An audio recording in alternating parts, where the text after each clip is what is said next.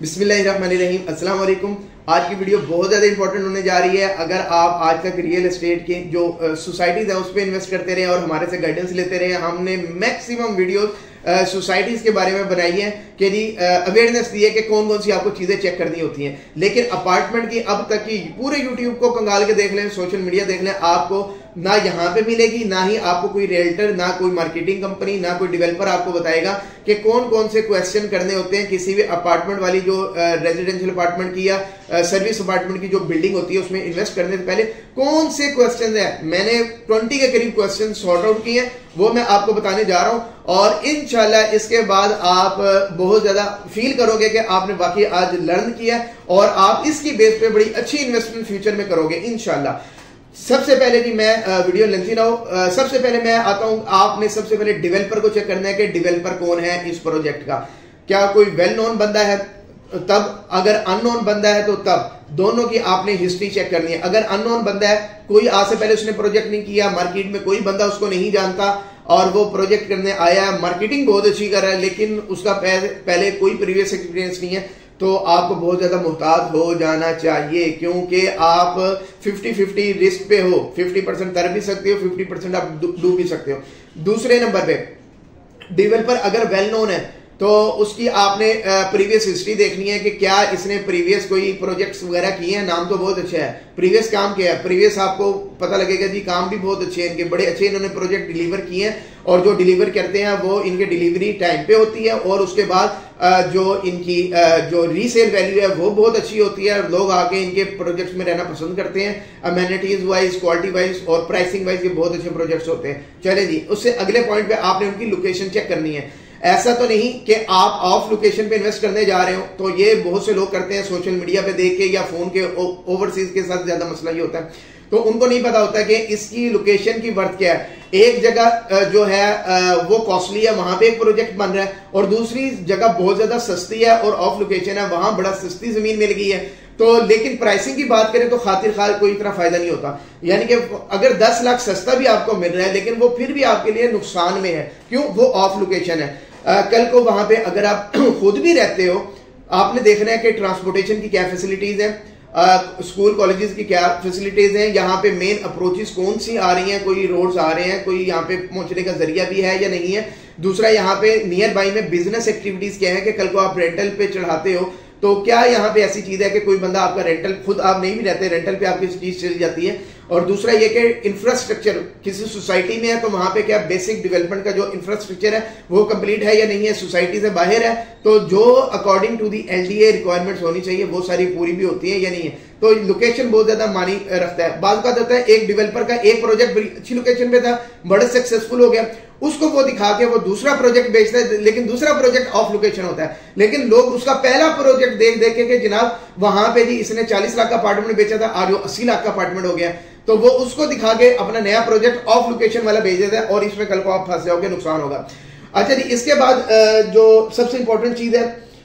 वो है legal matter. बहुत ज्यादा इंपॉर्टेंट चीज है, इसको आपने देखना है कि क्या वो रेलिवेंट अथॉरिटी से प्रोजेक्ट अप्रूव भी हुआ या नहीं हुआ। फॉर एग्जांपल सोसाइटी से कहीं बाहर है, एलडीए से अप्रूवल है, टीएमए से अप्रूवल है, आपने क्वेश्चन करना है उनसे जाके। अच्छा, जब आप ये कोई भी मार्केटिंग कंपनी आपसे कॉन्टेक्ट करती है, रियल्टर करता है, डेवलपर खुद करता है, तो आपने उनके प्रोजेक्ट के बारे में ये 20 क्वेश्चन जो मैं सारी वीडियो में बता रहा हूं, ये लाजमी, ये सेव करके अपने पास वीडियो रखने, तो ये चीजें आपने लाजमी पता करनी होती हैं। अच्छा जी, उसकी लीगल वर्थ क्या है, अप्रूवल मिल गई, ओके ठीक हो गया। किसी सोसाइटी में बन रही है, क्या सोसाइटी उसकी बैक पे खड़ी है, as a project to society ने इस बिल्डिंग को, इस अपार्टमेंट बिल्डिंग को अप्रूवल दी है या नहीं दी, ताकि कल को अगर डेवलपर भाग जाता है, कोई मसला हो जाता है, वो जमीन बेच के सोसाइटी आपके पैसे तो अदा कर सके, लेकिन अगर वो उसके कहीं रिकॉर्ड पे है ही नहीं है और काम भी कोई नहीं शुरू हुआ और उसने मार्केट करके पैसे भी आपसे इकट्ठा कर लिया, तो कोई वाली वारिस आपका नहीं बनेगा। दूसरे नंबर पे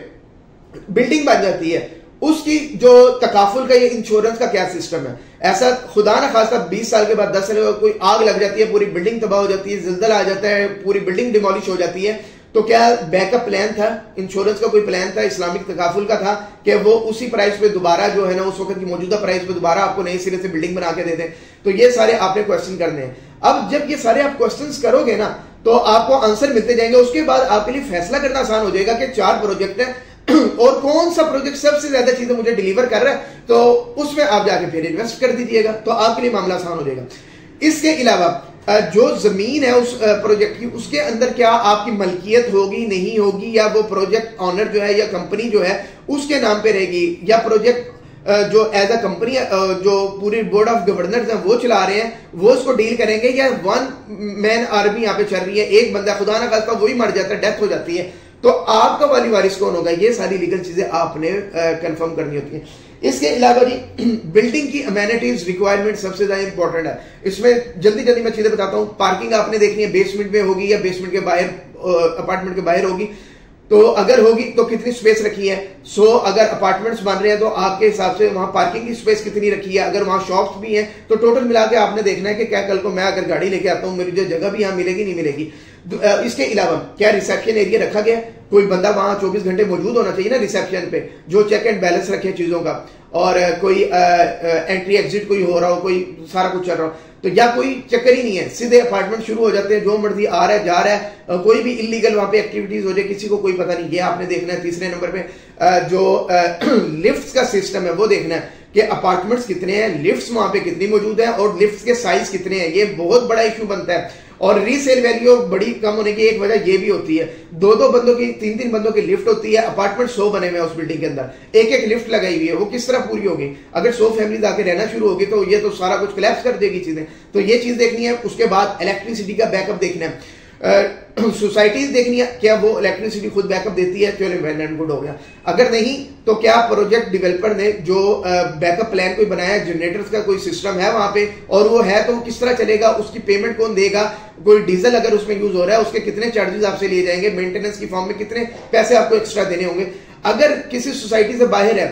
जोहर टाउन हो गया, गुलबर्ग हो गया, लामा इकबाल टाउन, कहीं पे भी हो गया, तो यहाँ पे 2-2 3-3 घंटे की अगर लोड शेडिंग होती है, बैकअप प्लान किस तरह काम करेगा, क्या फुल टाइम वो जनरेटर चलेंगे नहीं चलेंगे, कौन कैसे, क्योंकि आपने इन्वेस्टमेंट जब करनी है, कल को आप शॉर्ट टर्म रेंटल जो है एयरबीएनबी वाले मॉडल पे आप बिजनेस करने जाते हो, लेकिन अगर इलेक्ट्रिसिटी के इशू आ गए, इलेक्ट्रिसिटी आपको सर्दी में भी चाहिए गर्मी में भी, क्योंकि हीटिंग सिस्टम के लिए भी आपने एसी ही चलाना है ना, और गर्मियों के लिए भी आपने सर्दी करने के लिए भी एसी चलाना है, तो आपको फुल टाइम सर्दी गर्मी आपको इलेक्ट्रिसिटी चाहिए, पूरा बैकअप प्लान आपने क्लियर करना है। इसके अलावा सेफ्टी पॉइंट ऑफ व्यू से आपको बहुत ज्यादा कंसर्न होना चाहिए। खुदा ना खासा बिल्डिंग में आग लग जाती है, क्या वहां पे कार्बन मोनोऑक्साइड डिटेक्टर मौजूद है, जब ये आग बनती है ऑक्सीजन की सप्लाई लिमिटेड हो जाती है, CO गैस बनती है, तो क्या उसके डिटेक्टर मौजूद है। और माशाल्लाह इल्ला माशाल्लाह यहाँ पे अक्सर प्रोजेक्ट्स में नहीं होता, लेकिन जब आप क्वेश्चन करने शुरू करेंगे तो डेवलपर ये चीजें इंक्लूड करेगा। इसके अलावा जो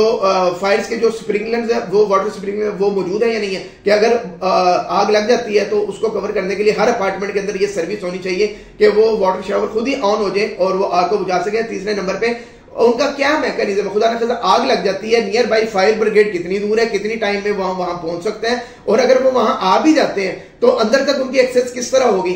और इमरजेंसी एग्जिट क्या इन्होंने रखा हुआ है बिल्डिंग में या नहीं रखा हुआ, ये सारे सॉरी ये क्वेश्चन आपने लाजमी करने हैं और ये इश्यूज बनते हैं। इसके अलावा सिक्योरिटी पॉइंट ऑफ व्यू से कि क्या गार्ड्स वगैरह वहां पे रखे जाएंगे नहीं रखे जाएंगे, उनकी शिफ्टिंग का क्या सूरत हाल होगा, क्या उनके पास वेपन होगा नहीं होगा, अगर एक बंदा आ जाता है, कोई चोर डकैत कोई ऐसी एक्टिविटी हो जाती है तो उसके पास असला रखने का लाइसेंस ही नहीं है, परमिशन नहीं है, तो किसी अच्छी कंपनी के साथ उनका MOU ही सिक्योरिटी के लिए नहीं साइन हुआ, तो ये मामला किस तरह चलेगा। तो ये सारी अमेनिटीज हैं जो आपने देखनी है। इसके अलावा जो बिल्डिंग कंस्ट्रक्शन की जो क्वालिटी है वो आपने पूछना है कि भाईजान आप किस तरह ये काम करते हैं, कंक्रीट कौन सा यूज करते हैं, स्टील कौन सा यूज करते हैं, और ये सारी चीजें आपने जो है ना रूटीन में करनी होती है। इसके अलावा अगर रूफ टॉप गार्डन वगैरह उसकी मेंटेनेंस का क्या सीन होगा और कितने लोगों के ऊपर कैपेसिटी होगी, ये सारा मामला किस तरह चलेगा, ये आपने पूछनी होती है। सबसे ज्यादा इंपॉर्टेंट जो लिक्विडिटी है कि आपको कल को डिलीवरी भी मिल गया, डेवलपर बहुत अच्छा था, टाइमली उसने आपको आपकी बिल्डिंग बना के अपार्टमेंट दे भी दिया, आप रीसेल के लिए जाते हो मार्केट में रीसेल ही नहीं होता। आपने ये देखना है सराउंडिंग के अंदर क्या सूरत हाल चल रही है, क्या ऐसा तो नहीं कि पूरी सराउंडिंग के अंदर कोई चीज रीसेल में जाती नहीं, बिकती ही नहीं है, कोई खरीदारी कोई नहीं है, क्यों यहाँ पे कोई आके रहने को तैयारी कोई नहीं है, या उसकी क्वालिटी की वजह से या उसकी सराउंडिंग की वजह से। तो ये आपने देखना है, और ये देखना है कि वहां पे इनकम जनरेशन कितनी है। आपने जाहिर है या खुद रहना या रेंटल पे देना है। रेंटल पे देना है तो वहां पे रेंटल इनकम क्या चल रही है, और अगर आप एयरबीएनबी वाले मॉडल को यूज करते हैं और 10 से 15% अगर आप कमाना चाह रहे हैं, जो कि बहुत ज्यादा होती है, और अक्सर लोग बैरियर टाउन में इस तरह कमा भी रहे हैं, अच्छी लोकेशन के जो अपार्टमेंट्स हैं उनसे बहुत ज्यादा कमा रहे हैं, एक अपार्टमेंट से 1-1 लाख 1.25 लाख रुपया कमा रहे हैं, और रूटीन के रेंटल 30-35 हजार रुपया उनको मिल रहा है। तो ये इस टॉपिक के अगर आपको इंफॉर्मेशन चाहिए हो तो ये मेरे से आप कम्युनिकेट भी कर सकते हैं। इस पॉइंट ऑफ व्यू से मैं आपको इन्वेस्टमेंट भी करवा सकता हूं, और कई लोगों को हम इसी मॉडल के तहत लेके चल रहे हैं, एयरबीएनबी वाले मॉडल में। तो ये आपने इनकम का सारा देखना, क्योंकि जो प्रॉपर्टी कमा के दे रही है ना उसकी लिक्विडिटी होती ही होती है। आप जब बताते हैं कि जनाब ये रेंटल इतनी इनकम जनरेट करनी है, तो फौरन के फौरन आपकी प्रॉपर्टी बिक जाती है। हाँ, जब वो देखते हैं कि पूरे एरिया में कोई बंदा आके रहता ही नहीं है, खाली पड़ा रहता है, लिक्विडिटी नहीं होती, आप फौरन बेच के पैसा, जैसे कहते हैं ना सुजुकी में राम चलती फिरती कैश है, जाए 2 घंटे में बेच के आ जाए, तो आपका अपार्टमेंट जो आपकी इन्वेस्टमेंट होगा ना वो आपकी इन्वेस्टमेंट फंसा देगा और आपको इससे कोई बेनिफिट नहीं होगा, अल्टीमेटली आप लॉस में जाओगे। ये सारी चीजें थी, ये तकरीबन 20 के करीब या इससे भी शायद ज्यादा ही बन गए ये पॉइंट्स बनते हैं। ये आप इसको रट लें, लिख लें और इस वीडियो को सेव करके रख लें। जब भी कोई इन्वेस्टमेंट करनी है ये क्वेश्चन आपने डेवलपर से, मार्केटर से और जो है ना रियल्टर से लाजमी करने हैं। जब आपको सेटिस्फैक्टरी आंसर मिल जाए फिर आंखें बंद करके वहां इन्वेस्टमेंट कर दें। और जो अपार्टमेंट्स की इन्वेस्टमेंट ही वो इन्वेस्टमेंट है जो आपको लखपति से करोड़पति बना सकती है और करोड़पति से आपको रोडपति भी बना सकती है। तो इसलिए वाइजली, अक्लमंदी के साथ, समझदारी के साथ, पूरी लर्निंग के बाद आपने इन्वेस्टमेंट करनी है। उम्मीद है वीडियो पसंद आई होगी। Thank you very much.